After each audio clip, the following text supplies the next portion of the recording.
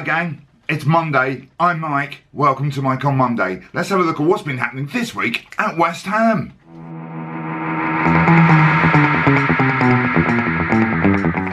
Well, what did happen this week at West Ham, gang? Well, everything. It was a ridiculously busy week. All sorts of stuff happened. For me personally, it was great as well. On Wednesday, a really terrific thing happened. A visit from Mr. B, who's come all the way up from Cornwall. You might have seen him on this channel. He's a regular contributor to this channel, Famous Chat. And what a lovely guy. Never actually met him before. And we went for a pint and he came back here to see how I do these vlogs. And here he is saying hello. Mike's here with Mr. B. We're having a cup of coffee. We've had a couple of drinks. And we're talking West Ham. And what we said, well, we'll find out one day. So well done, Mr. B, thanks for visiting. On Thursday, we've discovered something incredible, that Andy Carroll has delighted the world by giving birth, well, his missus has, to yet another sprog. This one will luxuriate under the wonderful name of Wolf 9. Yeah, you heard me correctly. Wolf 9 is what he's called his child. Now, obviously, I'm assuming the 9 will have a football connotation, obviously, because that's how many months of the year he spends on the treatment table on average each year. Wolf, though, who knows, why not aardvark? I don't know, 11 will probably be nearer on both counts, but it actually changes the way that he's sets up, you know, or the way that he's traditionally named his children. He's got two others, and they're normally named after where they were conceived, out of the Beckhams, and that's certainly his first two kids were. That's Stairwell and Disabled Toilet. It's a classy guy, Andy Carroll. Wolf 9. I live in a really middle class area called Berkhamsted in Hertfordshire. There are kids called Sky, and my little boy has got a Beatrix in his glass and a Sky. And I love taking the piss out of that, but somebody pointed out my little boy is actually called Ivo. Which, yeah, I know, I know it's a name everyone gets wrong. It's 3 letters, IVO, and people are constantly getting it wrong. But I would never call a child Wolf 9. It also raises the concept, how many kids has he got with other people? And does he just have a shit imagination? Has he got Wolf 1, 2, 3, 4, etc, etc? Anyway, enough about Andy Carroll, because, you know, until we get to the actual football bit, which we will do soon. God, he's rubbish, I hate to tell you this. Andy Carroll, honestly, I have never seen a striker... Anyway, never mind, I'm ranting. I'm not here to rant. What else happened this week?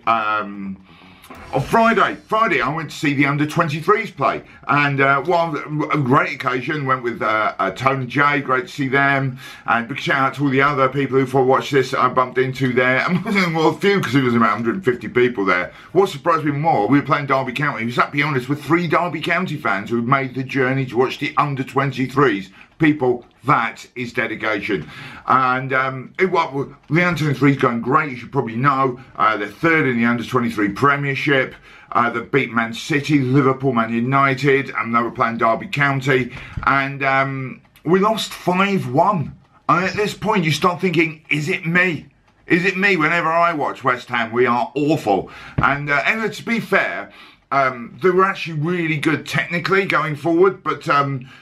all of our defence was missing. Josh Pask is injured. Declan Rice had been taken out of the squad, under-23 squad, so he could be in the senior squad, even though he didn't play. So that was really useful, wasn't it? Anyway, and but there were some really good points as well. We had a couple of good players in there, and yeah, I would Dominicus Quina is really, really good and could be our missing link in midfield. So let's hope that goes well for him. And then what else happened? Oh yeah, there was a game on Sunday, but who cares about that? Oh look, we lost 2-0. Okay, let's try and be positive about this. No. Okay, I thought that there were real issues. I'll tell you what, there was a couple of good things. We played 4-3-3, which I kind of thought we would do, because that's what Moyes likes to play away. I'm not blaming Moyes, by the way, as well, because he's only had most of the players for a couple of days because of the international duty for a lot of them. And in a way, we played 4-3-3 better than we ever did with Bilic, because the midfielders were breaking forward and getting into goal-scoring chances, what's supposed to happen with a 4-3-3. Having said that, that midfielder who got those goal-scoring chances was, of course, our mate Cech Kouyaté, and he really was having a mare of a day, / season, / career, because he really has been poor for a long time. But anyway, let's have a proper look at how we lined up on Sunday in the Tactics Analytics Centre over here.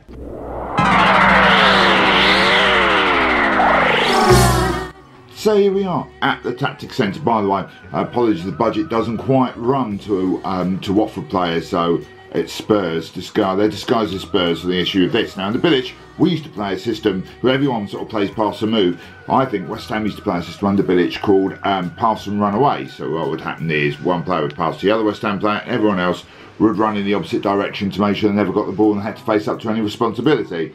Under this system, under Moyes, where we've changed that slightly now, and we would aim to play little passing triangles, and this is how they would work out, right? We would get the ball, and instead of passing to one of the players, we would just kick the ball out, because that's how we were playing.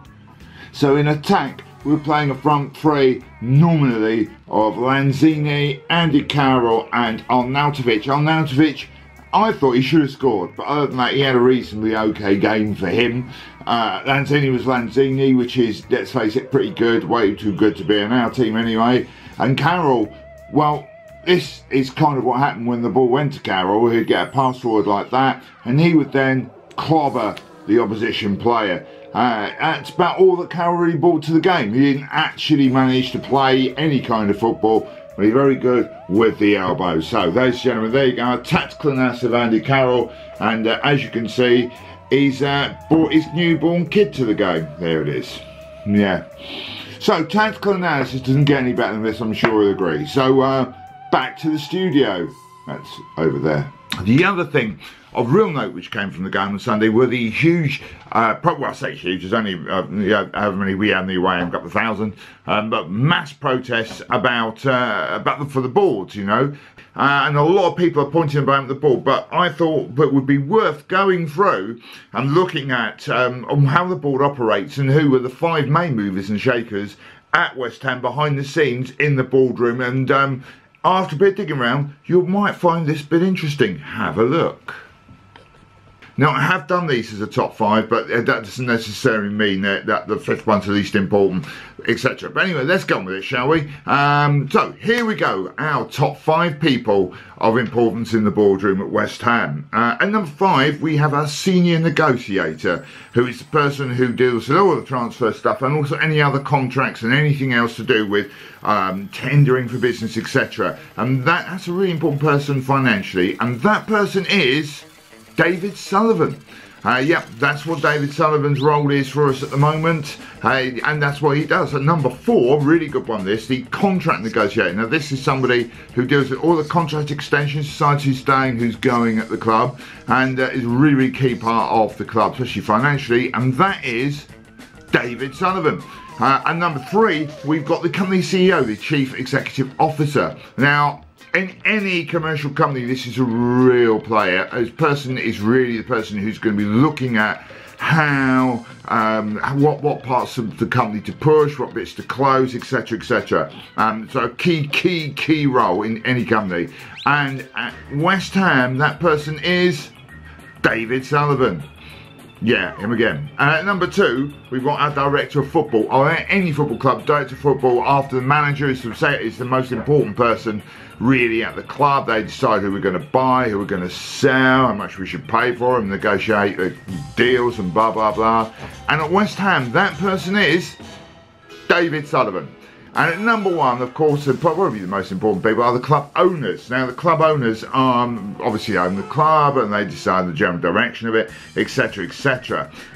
In most clubs, that role is actually quite slightly different. While they help finance it, with the CEO and director of football who really manage the club and bring it forward. Here, of course, we've got our owners, and our owners are David Sullivan and David Gold. But mostly David Sullivan. What does David Gold actually do apart from tweet about things 3 weeks after they've actually happened? So there you go. Here is the issue. Here is the underlying issue here at West Ham. David Gold is really powerful. He's too powerful. There isn't another football club in the Premier League and probably in the Championship that has got a setup where the owner is literally doing everything else underneath it. Now, a lot of people are saying they want them to go and want to set up, etc. And I would say this. I would say ultimately, do you really want them to go, or do you want them to do less? Because I don't think as owners they've been that bad. Seriously, have a look at some of the real ownership nightmares that have gone on. Nottingham Forest, can't get a decent owner for love nor money, can they? Look, Leeds have had real problems with ownership. These aren't small clubs, these are big clubs, probably bigger than West Ham if you look at it in the way that they've achieved in the past, definitely are. And everyone's going, oh, it'd be great if we could get some sort of Arab businessman, oil sheikh to come in and buy the club with loads of money. That can go horribly wrong. That really can. Do you really want that? Or do you want a British, admittedly former pornographer, to own the club? I mean, at least he's like British, isn't he? He's made some good films in the past as well. His literary range of pornography is some of my favourites. There's Tale of Two Titties. Oliver Fist was a particular delight. Please, sir, can I have some more? Anyway, enough about that. On though to our next part of tonight's show, today's show, whenever you're watching it, which of course is the question and answer session. So, brilliant, lots of you have written in this week, loads of you put comments in with questions. Let's get going.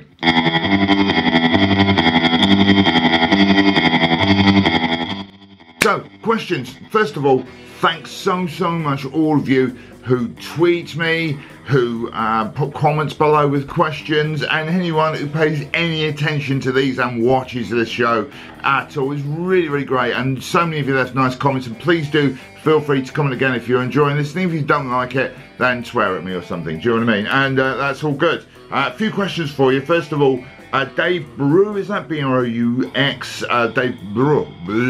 I would do him a little French accent if you like it, Dave Brew. Anyway, he asked me a good question.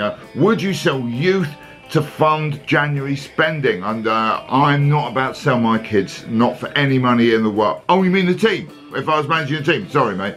God, I thought you were putting me in a sort of slavery position. No. Would I sell youth to fund January spending? No. I'd sell the first team to fund January spending. If anyone would want to buy them. Do you know what I'd do with the youth? I'd play it. Even though we lost 5-1 in the under-23 game I went to on Friday, as I mentioned earlier, there were a couple of players who really caught my eye. One was Domingos Quina. Now, he's thought of as being quite a flighty, this is how I thought of him before I saw him play, quite a flighty, sort of winger, sort of attacking kind of midfielder type player. He's not. He really was that hub player in the centre of midfield. Everything went through him. But what I liked about him was he's really capable of releasing a quick pass. He switched play from side to side. He covered the ground in midfield, put in a good few challenges as well. He was really good. I mean, how old is he? 17? He's terrifyingly good for 17. Another player that came on in that game was Grady Diangana. Now, he came on as a sub. Why I hadn't started me off, I don't know. I guess because he came on in that similar position. He's much more of an attacking midfielder. Apparently could be a winger as well.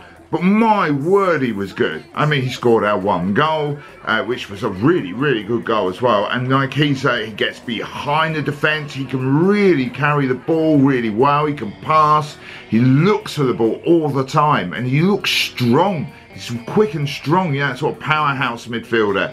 I mean, I would play him or Quina any time ahead of Chianti and just about anyone from our midfield. Our midfield is awful, and that's why we play so badly, because of the midfield. Our defence isn't great, and Andy Carroll is shocking. In fact, we've got issues everywhere, apart from maybe the goalkeeper, but hey. Anyway, so no, I wouldn't. So the next question, what have we got there? David Trueluck put a question in. He said, will we be less entertaining than Stoke with Moyes managing? David, we already are, and we have been for the past 1.5 seasons. It's been dismal. It won't get any more dismal. I'm just hoping we might win games. It might even get better. You never know. I'm not turning on Moyes. He's only had a few days with the players for that abject performance at Watford. But hey, last question here from Bado Hammer Irons. Who is my favourite manager since I started supporting West Ham? What's this you asked about? It's probably John Lyle, because we won something under John Lyle. I've got a soft spot for Billy Bonds and Harry Redknapp as well. Probably, and don't forget Harry Snapes, who's my favourite little manager. You didn't say necessarily it had to be a West Ham manager, and why can't I have a favourite little manager? I mean, I love Little. One of my very favourite, it's the most surreal shop you can possibly go to. Lidl, but it's so random. It's the only shop you can go to Lidl and then come out with, I don't know, a bag of oranges, a stepladder and a fishing rod. Love Lidl. It's really weird. Though, hilariously, you remember those riots I had in Wood Green, although just before the Olympics, all that time ago. That really made me laugh when they had those riots, because apparently they genuinely went and looted Lidl. Lidl! There was a Waitrose 4 doors down. That's so Wood Green. Do you know what I mean? Completely lacked any glass. and looted little. Apparently they did literally tens of pounds worth of damage. It was little. The other thing they did, and while I'm on the subject, is they ransacked Primark. I mean, why would anyone trash and ransack Primark? Have you been to Primark? That's what Primark looks like all the time. There's stuff everywhere. No one noticed they'd ransacked it. And staff came in the next day and went, oh look, someone's tidied up. Anyway, there you go. I'm ranting on. So thanks for watching it. I think that's it for this week. We've got Leicester, my lovely, beautiful people. Let me just stroke my watches on the head like that. We have Leicester on Friday. I should be at the game. Come and say hi if you see me. Hi. We've got a run of nightmare fishes. Leicester are a good team. They quite easily could turn us over. And then, as we all know, we've got City, Arsenal twice, Chelsea's going to be absolutely horrific between now and Christmas. And the football will be as well. No, I mean, yeah, genuinely trying to get your shopping in and blah, blah, blah. But yeah, but also the football. I can seriously see it. But this is West Ham. Knowing us with the pressure off, we might actually go and beat Chelsea or Arsenal. Do you know what I mean? I'm wishful thinking. Anyway, so here we go. Thanks so much for watching, my beautiful, beautiful watchers. If you've enjoyed this, give it the thumbs up. Do not forget, though, to subscribe. Not just to, if you subscribe to Hammer's Chat, don't forget this is a different channel. You need to subscribe to this one as well to get all my missives in the future and all the other excellent content that goes on. And please do leave a comment as well. And if you've enjoyed the show, as I said earlier, please do leave any questions as well. I'm happy to answer questions as you've just seen. And I'll be back on Monday with our thoughts on the Leicester game. We'll have some more tactical, of our in-depth, high-tech tactical analysis and more ramblings from me. Until then, people, come on you irons, keeping it real. They've got the whole world in their house. They've got the whole wide world in their house. They've got the whole world in their house to see the new conservatory. They go 10-pin bowling after work. They go 10-pin bowling after work. They go 10-pin bowling after work. And they're getting married on a Caribbean beach. They've got a German Shepherd, dog called Prince. They've got a German Shepherd, dog called Prince. They've got a German Shepherd, dog called Prince. The one called Sheba died. They know where things are in B&Q. They know where things are in B&Q. They know where things are in B&Q. And they've got the Joy of Sex video.